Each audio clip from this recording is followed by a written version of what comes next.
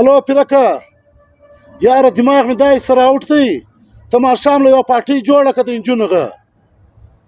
د پیسو فکر مه کوه نجونې که یوه یي که دوې یي که درې یي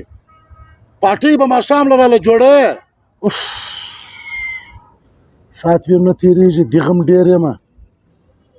ته راشه پرېکړه ټلیفون ورو کړه چې دی نن یو پروګرام راته جوړ کړي خو بیخي ډېر وخت کېږي پروګرام نه دی جوړ کړی پیرک دی چیرې بس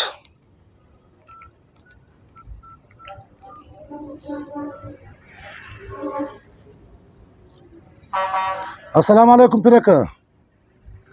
څنګه یې ښه یې جوړ یې طبیعت ښه دی امن دی یاره داسې دغې مه پیرک خان چې حساب یې نشته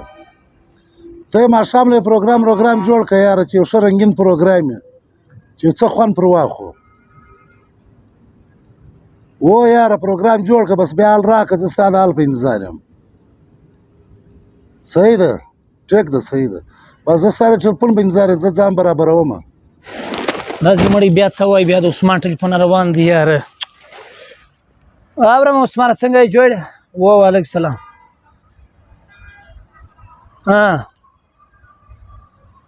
ښه سمه ده بس زه به کوشش درله وکړم انشاءالله ماښام بس خپل پروګرام وغواړم یا بھائی یار کم تا مړ نه ټرای کړی عجبه ښه سړی یار او بھائی پیسه شي یا بېغمه څه چې پیسه یي و ما سړی سلام دعا درته کوي یار و بس بیا زه ټلیفون در سره کوم ماښام د خیر و چې کله لیډیسو بس زه ماښام ټلیفون سره کوم ته به کپړې چینج کړي غسل مسل وکړه حمام له ولاړ شه شیپ مې وکړه ځان پولال ریډي کړه او یار عثمان په تمه کښېنولی ته راسه ټلیفون وکړه یار و څنګه په خیر خیریت یې و یار عثمان وایي مزورت ډېر غواړم یا کار ولا نه دی سوی یار و یاره کوم نجونو سره چې ما خبره کړې وه هغو دوکه راکړه یاره کار نه اوس بیا به بله ورځ ګورو انشاءالله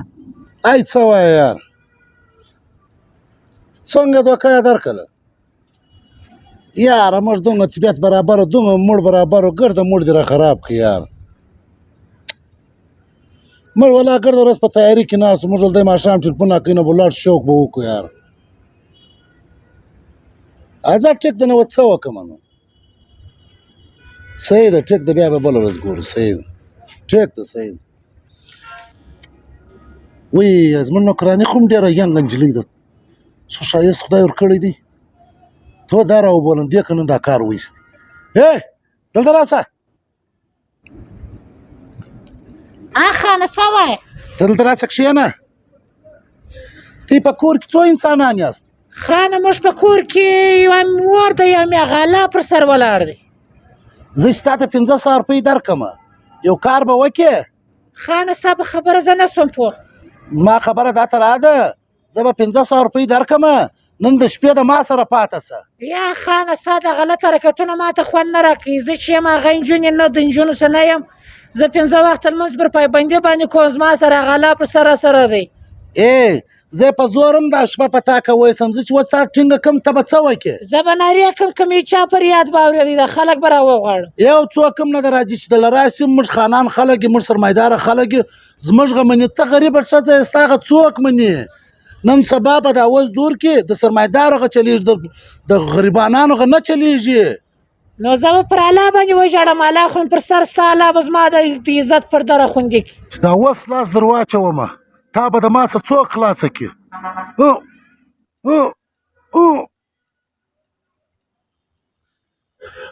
ما تا ته نه وویل چې زما پر سر الله ولاړ دی زما د عزت ساتونکی الله دی خیر دی که زه نن ناوسه یم ته پیسې لرې خو زه بیا الله لرم الله باندې مې زړه ښه دی الله به زما د عزت ساتنه کوي علیکم یارانو هیله لرم چې جوړ او روغ د صحت په جامو راته پټ یاست نن یو ځل بیا ما عثمان آغا شاید تی به دا ویډیو کتلی په ویډیو په مطلب بس سرنۍ خلاصوي چې یاره دا خلک معاشرې ته کم میسیج ورکوي معاشرې ته کم پیغام ورکوي نو دا زموږ نننی میسیج چې ولو دا د هغه کسانو لپاره دی چې د چا خور ته په خور ووایه د چا مور ته په مور ووایه د چا د تورسري توین و عزت مه کوه عثمان آغا بالکل کم پیرک خبر درته وکړه بالکل 100% دغه خبره ده. دا زموږ میسج موږ صرف د دې لپاره جوړ کړی دی چې د هر چا عزت څه انسان دی په خپل عزت ګوري د بل عزت دې دغه ته راګوري. که مې زموږ دا میسج خوښ شوی دی نو زموږ دا خواست درته کوم او پیرک چې باید دا مخ ته سره شیر کړي چې د انسانان یې وګوري د دې څه عبرت واخلي. خوشحاله اوسئ چې هر ځای یاست. السلام علیکم.